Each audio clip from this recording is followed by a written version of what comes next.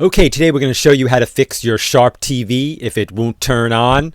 This will work with any of these Sharp TV models, including the Aquios models. We're going to show you several methods for fixing this problem.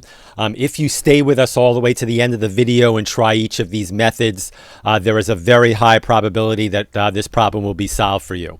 Okay, the first thing to try here is really the simplest, and in most cases this one will actually work, so you might not even need to go on.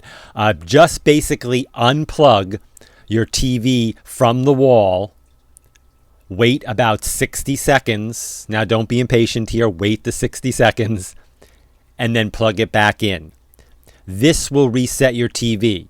Now this is a lot different than switching the remote on and off, so do it from the wall plug. If this solves your problem, you're set. If not, let's go on to the next try. Okay, the next thing we're going to try here is I want you to remove both batteries from the remote control. Once you've got the batteries out, I want you to hold down the power button for 15 seconds. Now don't just do it for 5 seconds, do it for the full 15. Then put the batteries back in the remote and try to turn on the TV. One final note here. If this does resolve your problem, you're all happy, you can watch TV again, and then maybe a few days later or a week later, the same problem occurs again.